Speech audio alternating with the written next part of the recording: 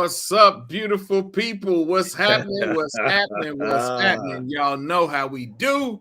Y'all know what night it is. Hope y'all are able to get on in here and tune in and check out Message Monday. Kids gone wild. I don't even want to call it wild. The kids gone wild. I wasn't expecting that, but it's not funny. But I that caught me by surprise. It's all good. Hey, yes, sir. Everybody, welcome to Message Monday. This is your boy Tony Briscoe with my dynamic co-host Gary Dotson. Oh, me? Yes, sir. Wow. Well, yes, sir. Thank you, sir. Yes, dynamic. Sir. Absolutely. Hey, everybody. Absolutely. This is Christian Men, Christian Walk, Christian Talk, where we talk about Christianity. We talk about issues from a male perspective. We don't typically... we don't call this a black men show. That's right. All men are welcome here. All Christians are welcome here. All women are welcome here because that's just what we do on this show. We incorporate everything. We incorporate our faith and talk about life issues with a Christian lens and a Christian perspective. So you already know we always start off with prayer. Yes. We definitely want to pray for our elected officials. We definitely want to pray for our young people. We want to pray for my family. We have had some last week. I don't want to call it a week of tragedy, but that's seemingly what it was. We had a cousin who was found deceased, and then another cousin who got shot last week. And so recovering well, believe had surgery today.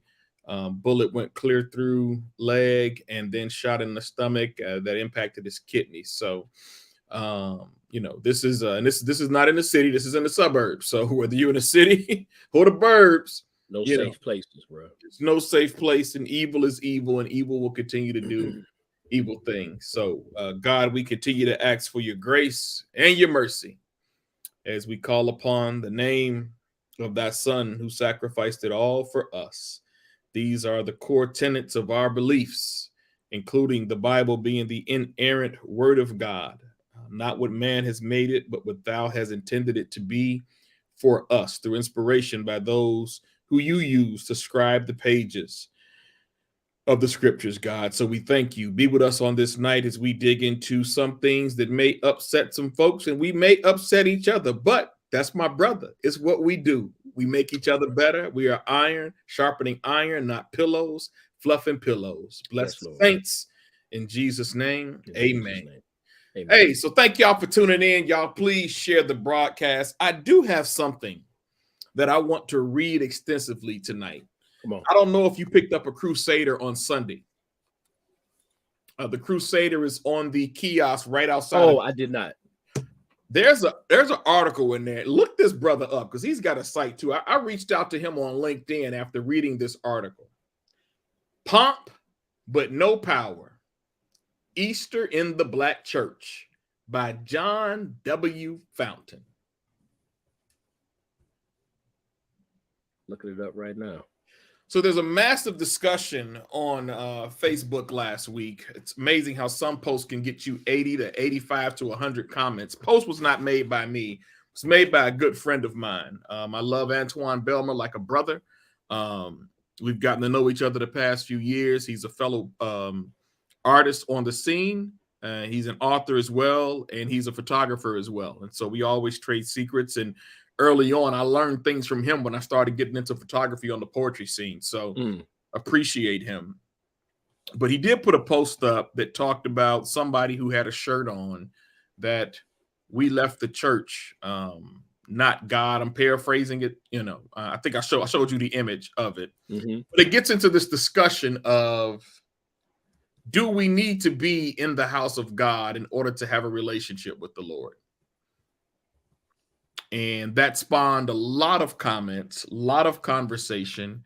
Some people felt judged. Some people I know were in there felt judged. I didn't feel like he was judging because when it comes to judging, we're talking about judging souls. We're not judging. Right. He didn't judge anybody's soul. That's what judging applies to. I get to judge character. I know you by the fruit that you bear. But this article, and we'll talk about it in a little bit, Gary, because there's some things I do want to read from it. And I put it put a link in the chat. Okay, great. But it was a really good read. And what I liked about this read is I think he summed up everyone's thoughts well from the group chat on Facebook. And what I mean by that is he owned his stuff. He owned his stuff. He owned reasons why he had stepped away from church attendance, being raised in church, being a minister of the gospel. He talks about his church hurt that he experienced inside of the church, but he didn't give it as an excuse. There was a hope he was able to portray in this article. But I thought it was a very good read and a very heartfelt read. So we'll get into that later. Hey man, let's talk about some stuff going on in the world, brother. We have to.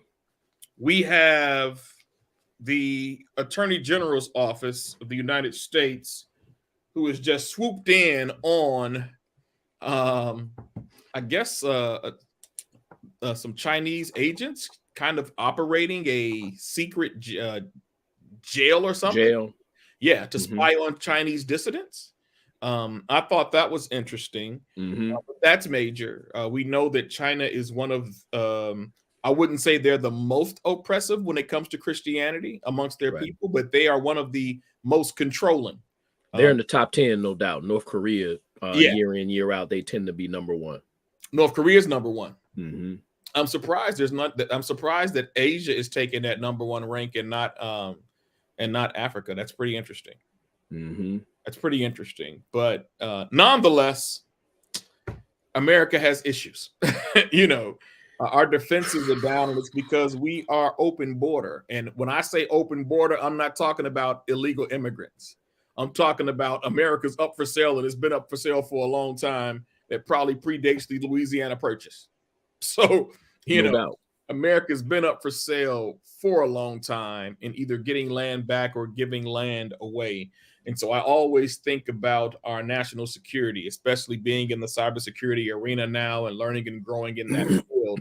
I'm always a bit extra cautious of things that are happening in that part of the world. But I thought that was worth mentioning. I'm not sure if you've heard about the young man named Ralph Yarl. Yes. My wife and I, we were talking about that not too long ago. So how do we see a black man at a door, a teenager at that? How does this guy shoot somebody? I don't care that he's 80 years old. It means absolutely nothing to me. Right. It means something that he's 80 years old and still sees a black man as a threat for whatever reason. But you didn't just shoot him when you opened the door. You shot him when he fell down. And then you shot him again when he was walking away, getting away. It's a miracle that young brother Ralph is alive, period. Yep. It is a miracle. Yep. And they just arrested this guy a few hours ago. They didn't even arrest him overnight. Yeah, they were not going to arrest him. Of course, they wanted to look into it further, investigate further, and look. Yeah. There's also a case going on right now, Gary, in New Mexico. Police officers respond to a domestic. They go to the wrong house.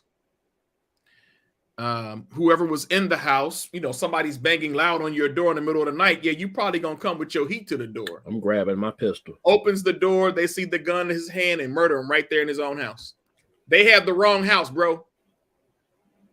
And then this is the part that's disturbing to me. That these are professional police departments. Supposed to be. Now, before y'all jump up, scream, they're anti-police. We are not anti-police. We are for law and order. I'm a military man. I served on the Naval Security Force when I was in Great Lakes. So take that garbage and beat it on somebody else's door and on somebody else's channel. This is not what we're talking about. Gary, when I went to train with the security force after 9/11, when I got recalled under presidential recall under Operation Noble Eagle and Enduring Freedom, we served on a security force in Great Lakes. Before they put a gun in our hand, the commander of the base for security came in and sat with us and talked to us. Actually, he stood and lectured. He said, I want to warn everybody in this room under the sound of my voice. Pay attention to everything we're teaching and training you. If you ever pull your firearm and you kill somebody and it is not justified, I will come down on you with the full force of the UCMJ. That is the United States Code of Military Justice. If you pull your firearm and before we picked up a gun, before we trained with the Marine Corps, before we had to get up at 4 o'clock in the morning and run anywhere, before we went to the gun range, before we learned how to clean a gun, before we learned how to pop a clip and do a speed range, before we did any of that stuff, the commander sat down in a room and he said, if you pull your trigger and you kill someone and it is not done clean, he said, I will make sure that you fall under every jurisdiction of the Uniform Code. I said United States, forgive me. Uniform Code of Military Justice with the full force of military law, and I will make sure you get dealt with. First, we said it before on this show. Thank you for your service and everybody else that has served that may be listening. Brother Eddie, thank you for your service if you're watching. But, I think what you just shared, it shows the glaring hole in our standards for policing in this country, especially in modern times. Yes. We've seen the tremendous lean of police departments, especially in urban settings, almost toward militarization. Mm-hmm. They're getting, and it's actually documented that police departments, they are purchasing military equipment to use in American urban centers. I think that came into the fore, especially in the disturbance that happened in Ferguson, Missouri, with the murder with the killing of Michael Brown. And you saw all of those high-powered weapons, the heavily armored vehicles, and these contraptions that were used or that could be used in a wartime situation. Mm-hmm. Now, that aside, again, I want to go back to the standards. Yeah. You all in the Navy, you knew the standards because you had been clearly informed of the standards. And it was clearly communicated what would happen to you if you did not meet those standards, if you compromised those standards. Nowadays in American policing, I don't know if those standards, all right, one thing is possible. Either they're not clearly communicated and therefore they're not taken seriously, or things are just so lax because of hubris, because of carelessness, because of no cop is going to turn in a fellow cop. And I'm not talking about all cops. Yeah. Of course not. But generally speaking, up until recent years, if a police officer did have to take out his weapon and he did take the life of a citizen, 9.99 times out of 10, that officer was going to, he may, face internal disciplinary action on the force. But there was no real threat of falling under the same legal system, the same legal sanctions that a regular citizen would fall under if they did the same thing. I just want to say that. No, and I appreciate that. And I like what how Eddie described it. You knew the cost of deadly force. Now, we all know of military cover-ups. No doubt. We know what happens. I'm not talking about that because everybody got cover-ups from somewhere. Trust me. Yeah. But for me, being someone who had never held a gun before he got to boot camp, I understood the message they were sending. I knew exactly the message they were sending. You do not want to walk into any situation that could jeopardize your safety, the safety of your partner, the safety of citizens and the safety of the United States military. There was a protocol to this thing. And that's what was happening. And that's what was missed. Greetings to you, Sister Antoinette. Eddie says, I was a chief of the guard, and I'm not going to try to pronounce that, Muscat, Oman. And a guard started shooting in the air due to a holiday. I drew on him, and we disarmed him because of the standards and SOFA laws. Yeah, see, that's it right there. Yeah, you gotta do your thing. How many times have we seen video? And look, we want to be clear to all of our viewers. This is not jump on cop day. This is not what we're talking about. But I say that to say this. How many times have we seen video where we've seen 2, 3 police officers had some citizen in a chokehold or in some precarious hole while they're down on the ground, knee on the head, knee on the neck, knee on the chest? Right. I had him in my mind, and there were at least 7 officers around him. At least 7. And they saw him take him down. They saw Officer, I believe his name was Officer Pantaleo. I could be wrong. Somebody fact check for me. Yeah. But they saw him hold his head down.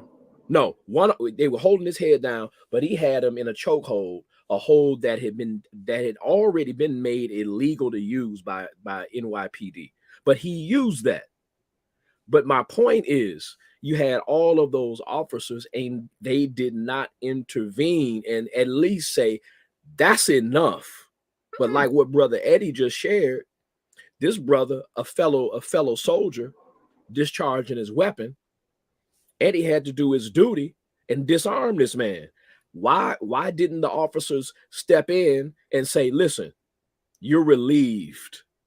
That's enough. Yeah. It's too far. Yeah. Yeah. It's too much. Yeah. Pull back. I put a post up, Gary, that somebody was, for whatever reason, angry about it. I don't know why, I don't know. Some white people just being white people, I guess. I don't know what caused it. It was a white guy who frowned at my post, the hatred toward Brandon Johnson. And I'll get to him in a minute because I don't know the dude. I got no vested stake in him. He's the new mayor of Chicago. I have no vested stake in him, but I've started this series that I do every now and then called Everybody Hates Brandon. So I just did episode 2 of that. But I say that to say there is accountability in policing that is missing. Mm-hmm. And I do not like the statement, defund the police. Me neither. We've talked about this before. I stand with President Obama when he said, I'm paraphrasing him, that it's the worst possible term you could use to describe what you're actually trying to say. Mm-hmm. Because people are going to take that defund the police movement, which I have spoken out against for quite some time. I just think the phrase is dumb. It's a dumb phrase. And I don't care who created it. It's a dumb phrase because it automatically gives an attitude and gives fuel to those who think it's an anti-police statement that, oh, you're trying to get rid of police departments. And I said, no law-abiding citizen who wants their family protected would ever say disband a police department. Especially if you live in a city like Chicago. Especially if you live in a city like Chicago. Especially if you got children you're trying to protect. Especially if you've got police officers in your church or amongst your family and amongst your friends, right? Eddie says reform. I was a little bit more cynical, Eddie. I called it refund taxpayers. And if you want to make it a selling point, you say, this is all the money we've paid out to citizens for bad police officers doing bad things. There was a Latino brother who got out of prison last week, 21 years behind bars for something he didn't do, allegedly framed by the Chicago Police Department. Fully exonerated. You think he gonna sue? Absolutely. You think he gonna win? Absolutely. State's attorneys are not paying for it. Prosecutors are not paying for it. Taxpayers are paying for it. Detectives are not paying for it. Police officers are not paying for it. Internal Affairs is not paying for it. Taxpayers are paying for it. Mm-hmm. Paying for it. Listen, you might be able to draw a very loose relationship between taxpayers being on the hook for these suits and the carelessness, maybe not carelessness, professional negligence of police departments in not being careful to dot all the I's and cross all the T's. Because again, personally, those officers, those chiefs of the respective departments, it's not coming out of their pockets. By and large, they will receive maybe a slap on the wrist. Maybe a slap on the wrist. But, you know, when you said something about defunding the police, okay, I just hate that term, bro. I'm totally against. I'm against that phrasing. Yes, absolutely. But I'm gonna take it a step further. I'm against the underlying ideology behind it. Okay. And in a way, this leads us into what we were talking about off camera, with what happened in downtown Chicago, what happened in Compton, California. In a city like Chicago, the police department has a massive budget because, in part, there's a massive level of crime. Yeah. Okay. There is a correlation. Where I live, we don't have a massive police department. Why? That is in direct relationship, more or less, to the level of crime where we live. Gotcha. If you live in Beverly Hills, you don't need a massive police department. Why? Because the level of crime is relatively low. Okay. Gotcha. Now, the reason why I'm against the prevailing ideology behind that is because if you're going to reallocate resources, which is a better way of saying defund police, if you're going to reallocate resources, reallocate funding, that's one thing. The real issue is what's driving the crime. That's the real issue, in my opinion. Well, brother, what's driving the crime? Yeah. And I'll just finish by saying this. In my opinion, the main driver of crime in an urban setting like Chicago, I'm talking street level crime, is not failure. That's too strong a word. The current state of homes, families, culture. I think bad culture is driving the crime. I think that's the number one driver. I'll say that. You wouldn't say bad parenting? Bad parent. Okay, I'll go a step further. I'll say that bad parenting, unfortunately, has become a part of our culture. So I don't think that you can separate the bad parenting from the overall culture in a lot of urban settings, especially in a city like Chicago. I know that might not be well received, but I'm just going to say it. Yeah, it won't be well received. And I said it that way for a minute because bad parenting is a very strong word. It is. So I said it. Gary didn't say it. It's a very strong word. It may offend some folks.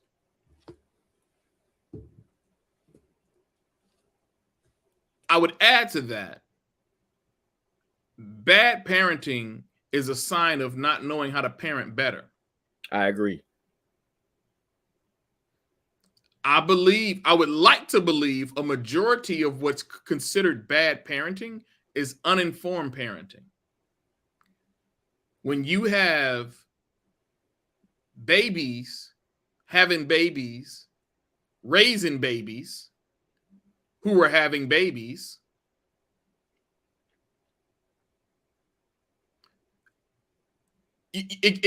there's a lot of mix, right? When you say uninformed, what's the information that is missing? Uninformed, that means you don't have a certain, you don't have certain information. In your estimation, what's the information that is not been passed down.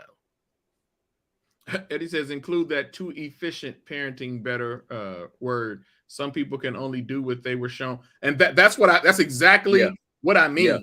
Yeah. Right. I'm probably choosing the wordsmith is choosing the wrong words to express himself right now. But absolutely. Parents don't know how to. If I decided I love my cousin who raised me, God rest her soul. My cousin was rough. She ain't take no back talk. She ain't take no smacking lips. She ain't take you did any of that. You was going down for the count. If you wake up the next day, praise God. Right? Cuz didn't play disrespect on any level. Right? Was she heavy-handed? Yeah, she was very heavy-handed. Right?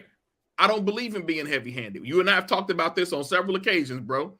We can count on 4 fingers how many times we've had to physically discipline our children in their lifetime. We could probably count on 3 fingers, if not 2. And we got 5, so we don't. We haven't had to do that much. Exactly. So I'm not for capital punishment at home. That's just me. That's my belief. Corporal punishment. Corporal punishment. Thank you. Yeah, right. Yeah, man. Whoa, you went a little too far, bro. Capital punishment at home. Hey, you know, parents used to say, "I brought you in this world. I'll take you out." Yeah, but a lot of parents, and I've learned this being inside of a school system, they are on 10 before they even get to the door. That's facts, right? They so bold now, they'll call you, cuss you out on the phone, and then tell you they're on their way out there to beat your behind. This is the kind of parenting generation that we're dealing with. Until somebody's able to get with them, show them and teach them a better way. Okay, but where's that better way coming from? Well, this is when we can get into, let's just deal with what I want to talk about tonight. Yes, sir. Let's do that.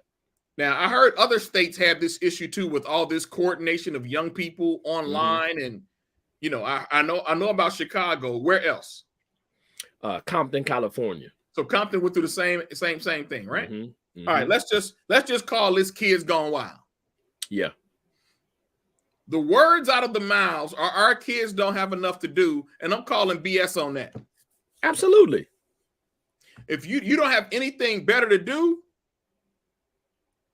then I want y'all to listen to one episode of Eddie Phillips on the Erudition Network, and I guarantee after 30 minutes of one of his sessions, you will have so many books to read, you ain't gonna have time to go outside and beat nobody up and jump on anything downtown Chicago. So don't tell me that there's not enough for our young people to do. Champs is making moves every day throughout this city, right? And so my flyer, which could be controversial by itself, Kids Gone Wild, Churches Gone Invisible.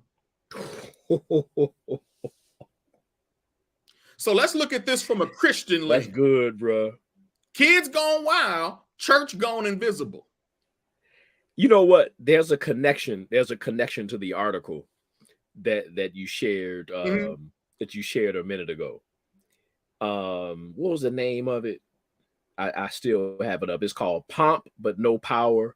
Easter in the Black Church. Bro, now go ahead. No, you go, because we gonna get into this, but I really want to deal with real quick. Now, I did not listen to Brandon Johnson's comments. I can only repeat what I heard he said. Matter of fact, I don't even want to repeat what Brandon Johnson said because I don't think Mayor Lightfoot was demonizing young people or children. I think Mayor Lightfoot was dealing with what she had to deal with last year. Mind you, Millennium Park, everybody knows after a certain hour, you have to be escorted by an adult. Right. Now. Right? That's right. One of our champs mentees got killed and kicked that whole thing off. That's why she made that decision. That was one of our mentees, our boys who got killed. That started, you know what? If they coming down here during this time, they're going to have to be escorted. Can we stop taking ownership away for young people who choose to make very detrimental decisions that has cost them their life? Now, you don't like police. When those gunshots rang out, I saw a couple of videos. When those gunshots rang out, police were running toward the shots. Everybody was running in opposite directions. You know, running toward the shots. The police officers were running towards the shots. Yep. Yep. Tearing up cars. Oh man. They set a car on fire, bro. They set a car on fire. One man who was in the car with his spouse, with his wife, man. And they were just visitors. They were visitors to the area. And look, let's put this out there too. Chicago is regarded as a world-class city. You have people that come into Chicago from all over the world. Yes. And they go down there and they're dropping big dollars to stay in some of those hotels. They're dropping big dollars to go to those shows. We're talking not movies. We're talking about plays. We're talking about operas. We're talking about the theater, those restaurants. And they're coming in that city and they're getting, go ahead. I'm stepping into a meeting Wednesday night, bro. I saw the list of the people on the panel. We talking just the people on the panel. We talking almost $30 million in salaries. That's what I'm saying. But see, look, because it's good that we began talking about police. That's good. It's good that we were talking about Easter or Resurrection Sunday in the Black church. I prefer Resurrection Sunday. It's good we were talking about that. But let's look at this thing through the eyes of that couple. They're just passing through downtown Chicago, a beautiful, beautiful downtown that's on par with any central city district in the world. They think that they're safe, and they just get swarmed by scores and scores and probably hundreds of young people that look like you, that look like me. And if you looking at that through their eyes, they don't care about police. They don't care about resources. They don't care about defunding police. They're asking, where are the police? And they also asking, where are these people's parents? Say it one more time for the people. You can say it one more time for the people in the back. Where's who? Where are these people's parents? And what they did, it fuels the talk. It fuels the throwing around of a word that had been put on us for, we talking centuries. Byword. A byword. A byword. And that byword is in the Bible too, in Deuteronomy. Yes, sir. Ye shall be a byword. Ye shall be a byword. Whithersoever. Bruh, come on, man. Who we talking about? Come on, bruh. Don't get us started tonight, so man. When we're talking about that I just say this, it kind of goes back to what I said about culture. Are they doing that because they're Black? No. They were there because they were driven by a particular aspect of our culture. It's the culture. It's not the color of their skin. It's not that they're Black. There's a culture that was driving that. Go ahead. No, I mean, to your point, when it was white kids who hopped them fences at Lollapalooza last year and tore it down and was running past police, they only had that on the news real brief. Right. That wasn't on the news too long. Right. A couple of those little white kids got snatched up. See? That wasn't on the news too long. You want to hear about drug abuse? Go to Lollapalooza.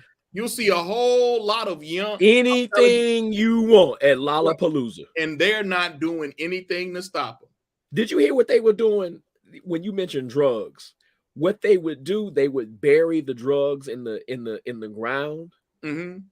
And then they would get there before the concert dates because the security, fences and all that stuff.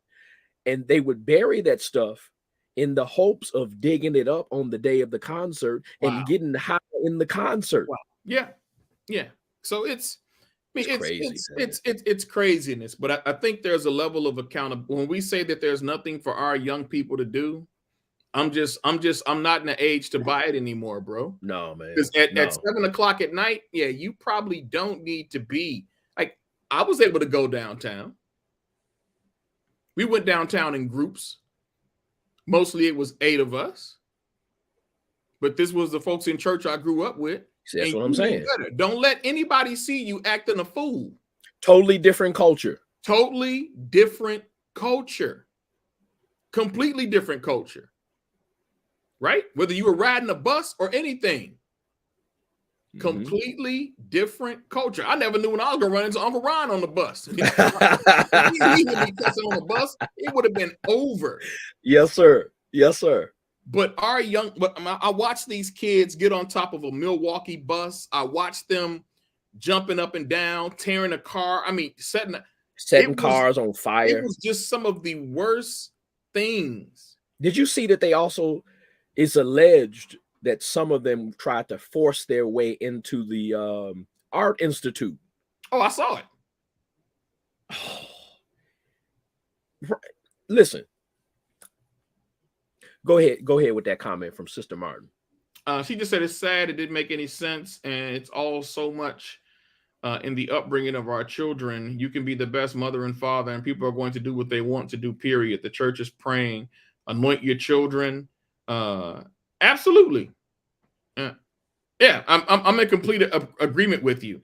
And this is why I believe all those kids down there, there's some kids whose parents told them don't go nowhere. Oh, absolutely. There were probably some kids who told their parents, I'll be over here. I did that. I did that when I was young. You probably did it too. Yeah, it was some kids down there who know better, who shouldn't have been down there, and hoping that they don't turn up on some video where their parents can see them. And they got swept up in the chaos. Some of those kids. It was a whole lot of parents watching them videos. Yep. Where are you? But Tony, go ahead. Even when you or I lied and said, and look, and we're not saying that we're better than any one of that us in our teenage years were better than any of those teenagers. That's not what I'm saying. But what I will say is that you and I grew up when our culture was in a different place. Yeah. Kids are going to be kids. Kids are going to lie to their parents and say, hey, I'm going to be at the library, but you're really over at so-and-so's house. Yeah. So we get that. But even when we were lying to go over here, there was still a limit to what most of us would do, even when we were someplace where we should not have been. Now, our culture is, to me, on the surface, it's just me, on the surface, it's more negative than it is positive. That's just me. No, I look at you. I like what Sister Antoinette says here. She says, my son is into different curriculum activities, soccer, volleyball, ROTC. He's got a job. There's rules in this house in that order. It hasn't always been easy. We made it. Absolutely. There you go. You know, and here's part of the danger. And I see your Instagram post, Sister D. Eddie says they accept the vile black thug as a certainty. And herein lies the problem. And he completes the statement. Sadly, to bigots, it justifies deadly force and allows innocent black folks to get killed for the vile work of the criminal minded. And then justifies the militarization of police. It's a nasty circle because this is what they're going to pump up. Yeah. Yeah. Right? Yeah. This is what they're going to elevate and escalate. But there are things to do for our young people to do. You know how many fast food restaurants can't keep employees right now? How many restaurants can't keep employees right now for our young people? It's something to do at all times in this city. Now, my cousin here, he says everyone should have been locked up downtown. It would teach them a lesson. They would have been at home doing homework or doing chores, acting like a fool in public. Sounds good, but how you gonna lock them all up? Yeah, you can't lock them all up. Like and I'm not saying my brother had a bad idea. Oh, yeah. But logistically, some of those people were 15 years old, 14 years old. And I'm not saying just because they're 15, 16 that they should be allowed to get away with it, but logistically, there would be some issues. And let's be realistic. You don't have enough cops. You don't have enough police officers for that. But the danger is, and what Eddie stated, that when you have bigots out there who are preying on things like this to hit social media, and you and I, we really don't give a lot of cadence to this stuff. Right. But because I'm downtown, my daughter's school is downtown, it's becoming a danger zone. The bigger problem is that when the inner cities was on fire, and they're still on fire, nobody downtown cared. Yep. You didn't care about putting fires out. Just don't bring it down here. Yes, as long as it don't spread down here, y'all keep that stuff on the west side, keep it on the south side. Don't mess with the money. But now that it's spread, and Chicago's going to have to react and respond, because we're talking infrastructure. We're talking tourism. You're talking billions of dollars, and it's not even summer yet. Billions. It's not even summer. Billions. It's not even summer, man. And that video has gone out all over the country. Yeah. And I know it's outside of the country as well. So you got people that come to Chicago in the summertime because they love the city, they love to visit. They listen, this is gonna impact Chicago in the wallet. Absolutely. I've got a friend from China, and she went to visit. She lives here. She went to visit and came back and told me. She said, Tony, they don't show anything good about black people in China on the media. No. She said it's all negative outside of sports. Of course. That's what somebody who's a Chinese citizen told me about China and media. When they advertise movies, like when I'll use Black Panther, for example, when they advertise Black Panther, T'Challa's face, or Chadwick Boseman's face, the late Chadwick Boseman, they couldn't show his face with his mask off, because there's a movie poster where his mask is off and he's holding the helmet. They had to advertise that with his helmet on. Wow. Did you know that? Yeah, man. Not surprised. Bro, there is, again, you will be a byword everywhere you go. There's a byword for us, for those of us who are in Israel right now. Infiltrator is the soft word. There's a whole nother word. Everywhere that byword has followed us as a people, just like Deuteronomy said it would. All over the world, we are cast as thugs. Yep. So that's enough about the young people. Because whether they know it or not, police officers are gathering video. No doubt. They will be making arrests. Just like they did with George Floyd when he was murdered. I know somebody on the artist scene in Chicago who was one of the ones who got rounded up for looting. I saw her mugshot. You can believe they're going to find videos. No doubt. They're going to search them, and they're going to find a way to find these people. No and doubt. It don't take much with technology today, especially with the advancement of AI. It's an AI thing. One day we got to talk about that. Yeah. But let's get down to the bigger issue of kids gone wild and church gone invisible. That's good, man. That's good. One of the young people last week asked the question, why are there so many churches? I don't have an answer for that. Because I don't understand why there's so many churches. Biblically, this may be a suitable answer. Go for it. Biblically, they didn't, well, in the first and second century churches, they didn't meet in church buildings because largely the thanks, Eddie. Appreciate you, man.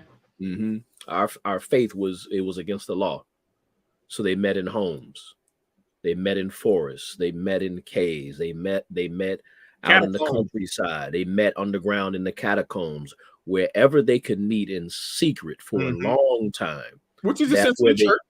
Right. It's still church, right? Yeah. So, and because it was illegal, you couldn't have massive meetings. So we're talking about meetings of sometimes a church service, it was 3 people. Sometimes a church service was 15, 20 people. Yeah. But because you can't have these massive modern mega church style meetings, you had to have a bunch of little meetings. So if you follow that train of thought from then to the present, there's a lot of churches, because that does have some very real historical context. You had to have a lot of meetings because there were people looking to kill you. Yeah. But in contemporary times, I believe that you and I both believe that if a group of believers want to get together and have church, you're free to do that. And we thank God we live in a country where we can do that. So, hey, look, I'm all for it. If you want to have a church, you want to have a church, you want to have a church. Now, we do know that in contemporary times in the United States of America, which is very materialistic, very money driven, some of those churches are not in existence to glorify God and to bring souls into the kingdom to escape the damnation of hell. Yeah. Some of those are just money machines. Yep. So that's the 2 sides of the coin right there. Yeah. So when it comes to the presence, I can't think of who came to the church and told us this story.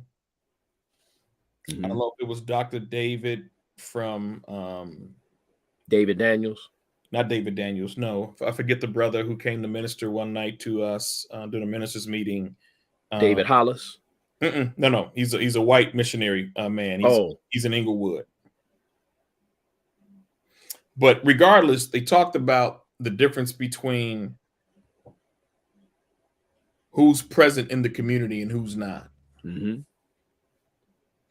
Where a drug dealer says, I see these guys every day. They see you once a week. Right. And I get the premise of it, but that's not really truly the case either. Right? When I came up, my cousin, who unfortunately was found deceased last week, her grandmother would come get us and take us to church on Friday nights for youth night. And we always had a ball. Right? There's always something going on. I think it boils down to what our young people want and need.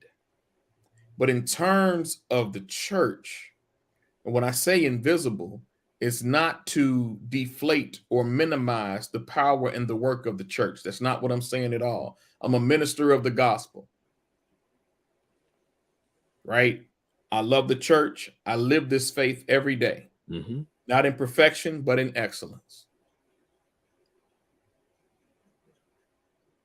But with all of these churches, and I mean storefronts,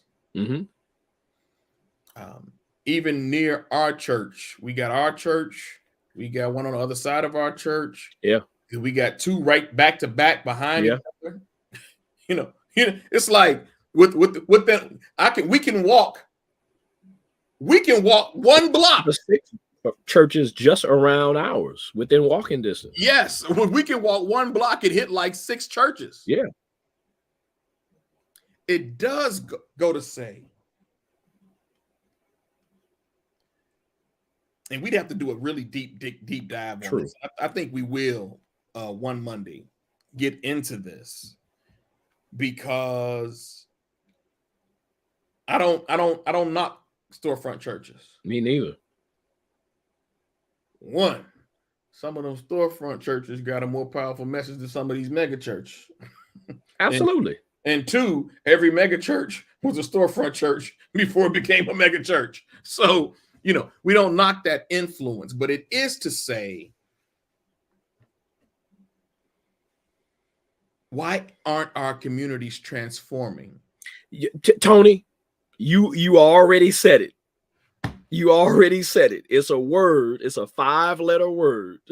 And it's actually in Mr. Fountain's article. It's because the churches, generally speaking, that fall into this category, they are the churches that don't have power. If it's a church, it is if it's a true church, it's a supernatural work. It's a heavenly work. This church is here because it exists because of God's will. It exists because the Holy Ghost is moving in these people to meet and glorify Jesus Christ. But sometimes I call them the smiling preacher. And, wherever people, that's fine. But when I look at those services,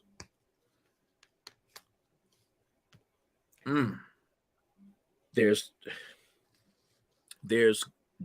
good feelings, glad tidings, good inspirational quotes, glad tidings, a lot of encouragement, inspirational but quotes. the power where people they're getting what they need to overcome personal sin in their lives. They're getting what they need to resist temptation, especially from those secret sins. You don't go to the Smiling Preacher's Church if you're trying to be delivered from secret sins. You don't watch some of these big time, like the one that sits with Oprah every 15 seconds. You don't go to his church if you want to get free. You don't want to go to his church if you want to study the Bible line by line, precept by precept. Can I read a little bit of this, bro? Go on, bro. Now, fam, Gary has posted this article from the Crusader. I posted it in the chat. This is by a gentleman named John W. Fountain. The title is Pomp But No Power, Easter in the Black Church. I'm quoting, this is his right word, so I'm quoting. On the Sunday after Easter 2023, I wonder whether the church will be filled. And he said, the church, quotes. Whether the pomp and circumstance that encompass Resurrection Sunday at churches across America will have ceased. Whether the poor, the widow, the orphan, and the indignant, those societal castaways, or those who feel cast aside, forgotten by the church, will feel any more welcome to enter its doors. I wonder whether the power of God will affect and finally overtake neighborhoods where crime and violence flow, where mothers of slain children wail, where the death bell tolls endlessly, where evil seems to prevail and a deadly mix of heroin and fentanyl now leaves a new trail of drug-addicted souls who stumble through streets and vacant lots in a zombie-like stupor or overdosing and falling dead. I wonder whether the darkness that reigns here in Chicago on so many blacks that can no longer be neighborhoods or called neighborhoods or communities will begin to dissolve, give way to penetrating light and promise, to healing and hope that resounds as loudly as church bells that ring in celebration and commemoration of a risen Christ on Easter Sunday.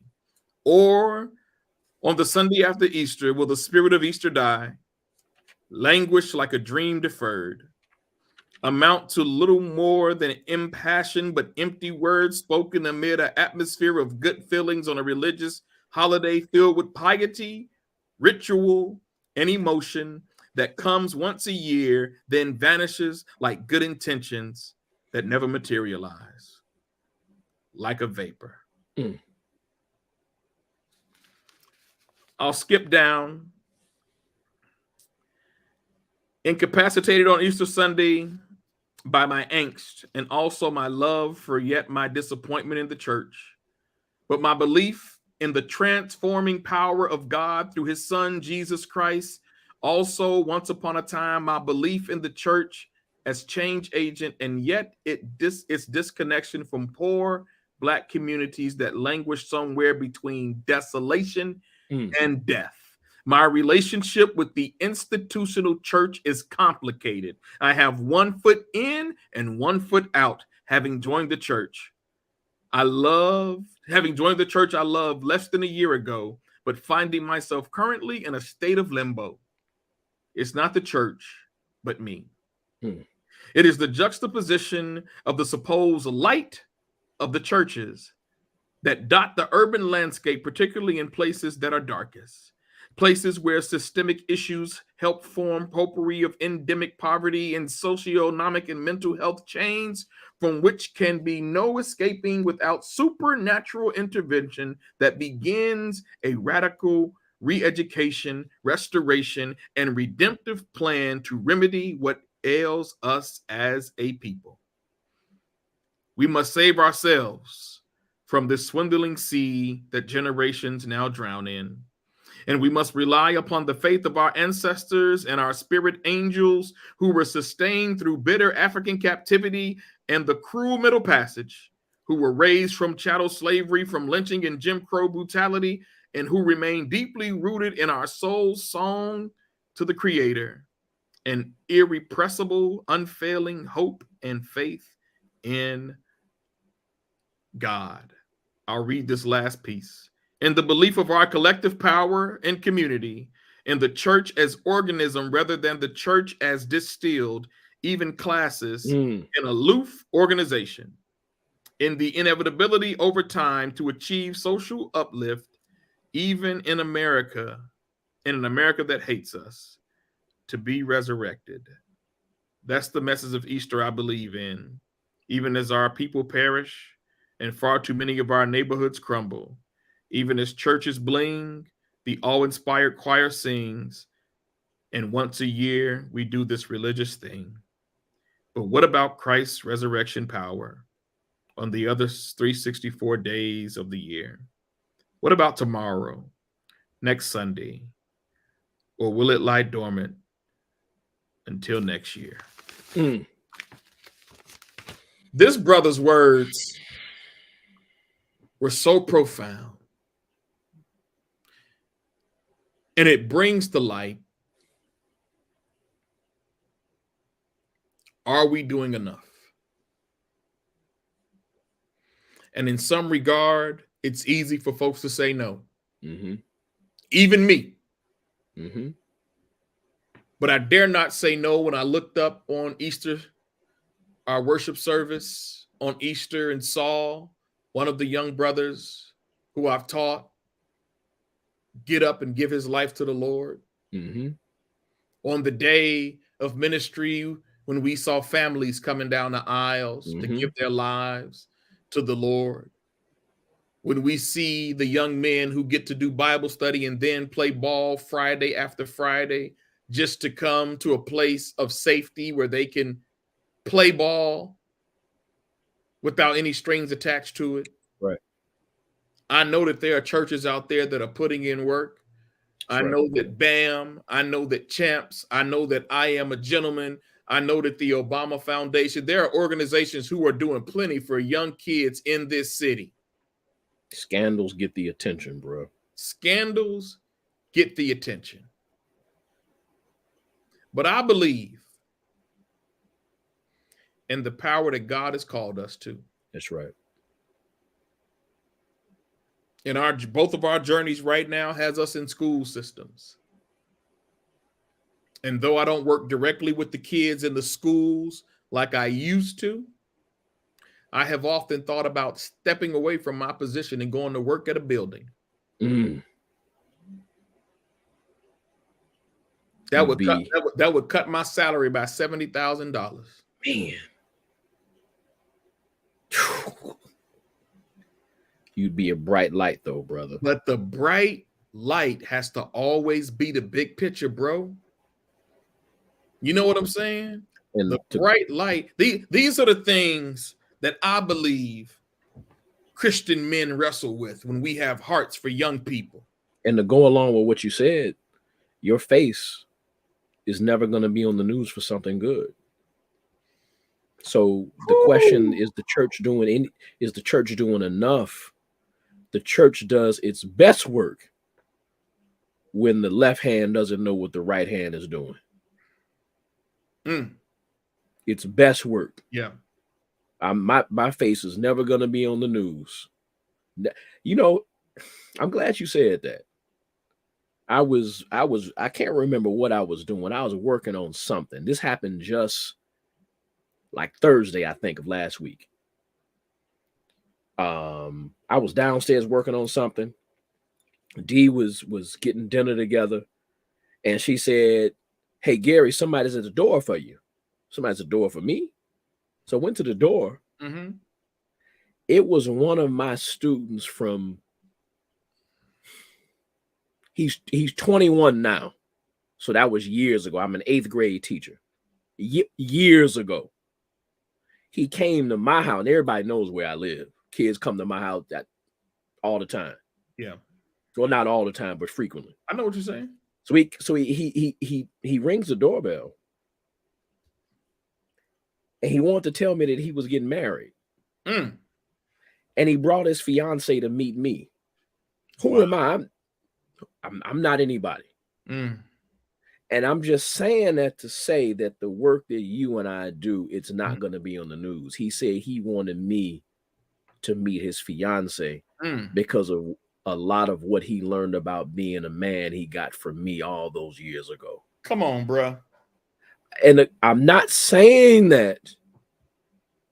I'm only saying it in the context of the things that you and I do, that Champs does, that I do, that you do, that men in our church does, that men in our church do. Yes. It's not going to be on the news. And he said, I wanted you to be there, but we get married in Puerto Rico. And I said, well, you know, who knows? I said, just let me know when it is. Yeah. And D said, you know, we got to get that young man something. And they went on, and I was just like, but what you and I do is never going to be on the news. It's not, but that's true light, though. And that's church. That's church. It's not what we see in front of us. That's right. That's right. I remember a young man, I saw him in the school after he had graduated. He was a young man I never, engaged. And he said, "Hey, Mr. Briscoe, I know you may not remember me, man." He said, "But every word you said from freshman year up to the time I graduated, I never forgot." There you go. And he just said, "Thank you." That's light. Yes, sir. You know what that means, Gary?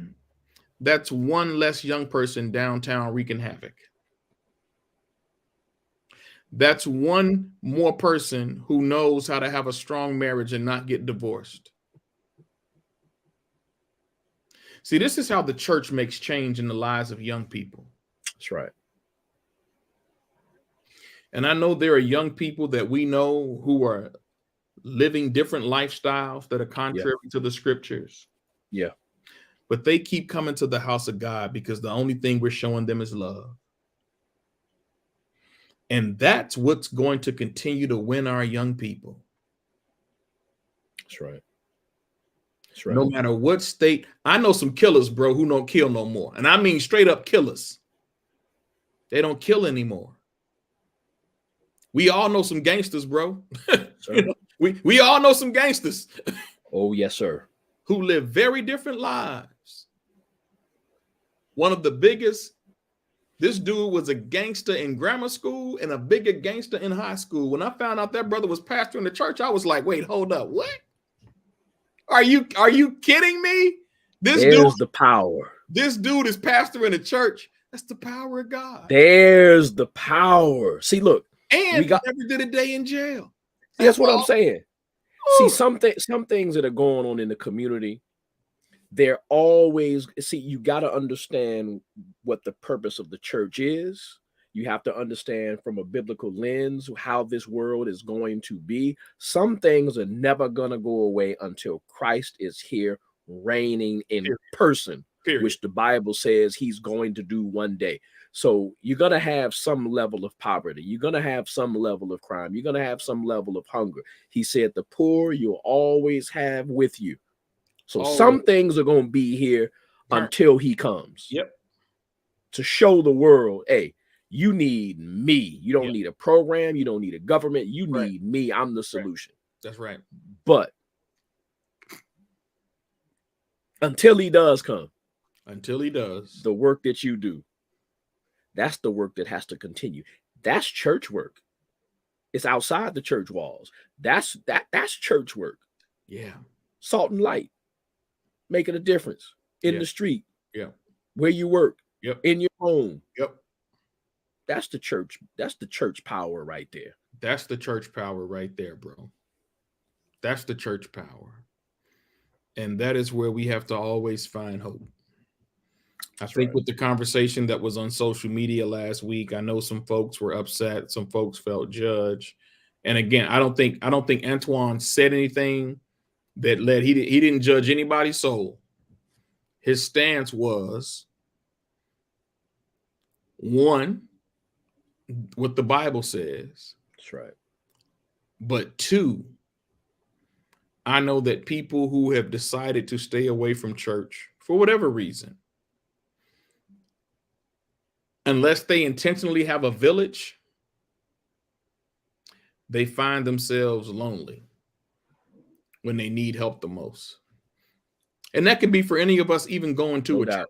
You know, even being in a church surrounded by folks. You and I talked about that before offline. Yeah. You know, but I say it to say, as a minister of the gospel, that I love young people. Yes. And had I not been at a church when I was young that showed me what love is, who knows where your life would be? Who knows where my life would be? And y'all know the hell I went through as a child and as a saint. But I'm a soldier. Nobody was going to ever run me away from my church. I don't care how they treated me, bruh. I'm a soldier. I'm called to uphold the wings of a man named Byron T. Brazier. That's right. I don't expect nobody to understand that. I don't expect nobody to interpret it. I don't expect anybody to agree with it. You know why, bro? You took an oath.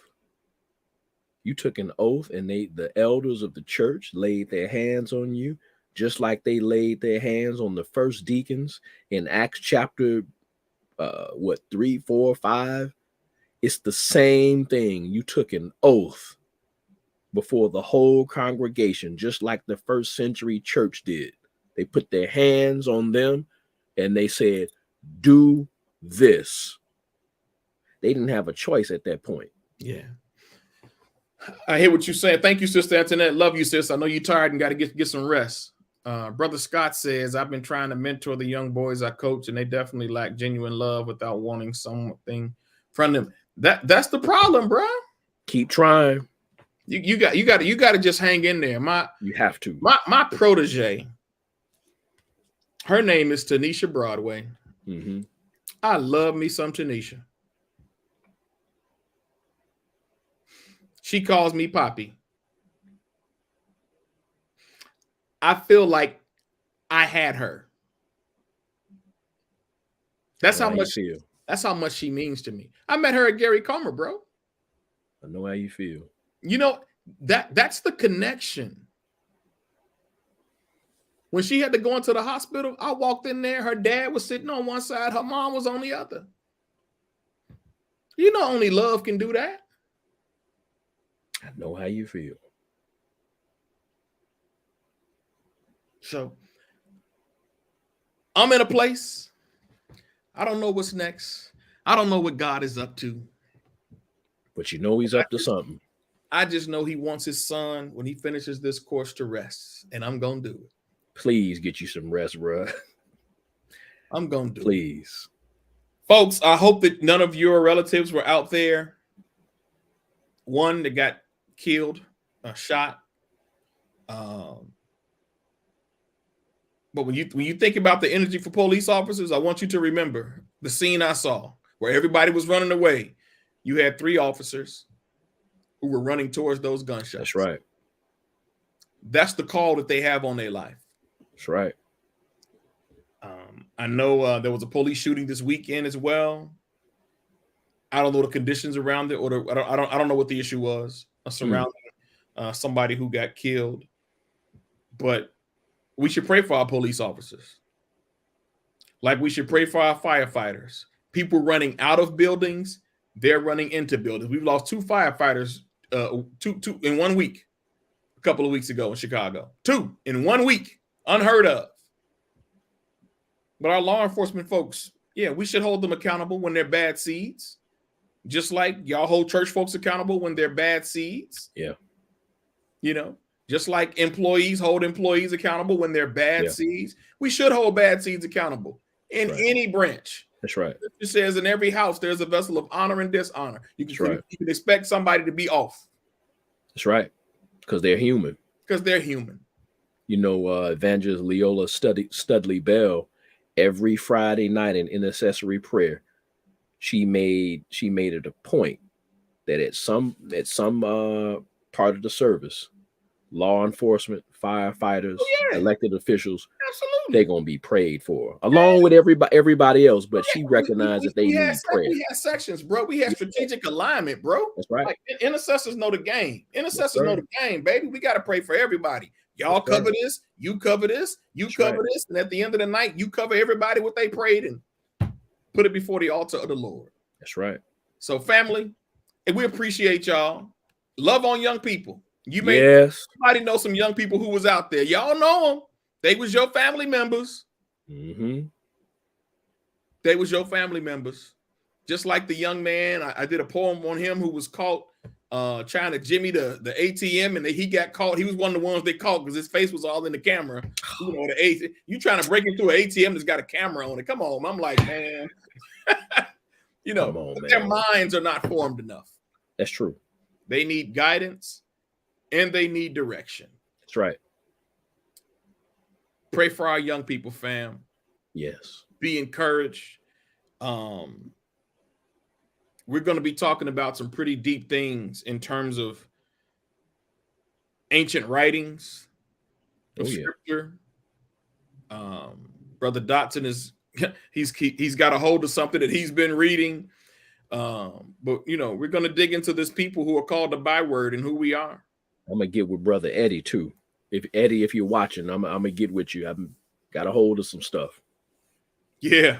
I'll make sure y'all connect, man. But you know, we got some work and some learning to do. I was listening to a podcast that I was on in Ghana. My mentee sent me the podcast. He recorded 2 podcasts, and I'm glad I listened to it yesterday because I've got to get back to that feeling I had when I came back. Yeah. It's so easy to get caught up back in the regular American normal life of normalcy. I was glad I listened to it because it made me reflect back, and now I'm ready to get my pictures out and start sharing. That's good. So took me a while to get there, bro. It took me a while to get there. Family, y'all have a blessed night. Have a wonderful evening. May the peace of God that passes all understanding guard your hearts and minds in Christ Jesus. Pray for your pastor. Pray for your respective pastors. And just pray for Chicago. Pray for the suburbs. Pray for Illinois. Pray for our politicians. All of them, Republican, Democrat, Libertarian, Green Party, Independent. Pray for them all. We got work to do. Yeah. And all that work, fam, keep the faith. Yes. This Message Monday, Christian men, Christian walk, Christian talk. Y'all have a blessed one. Peace.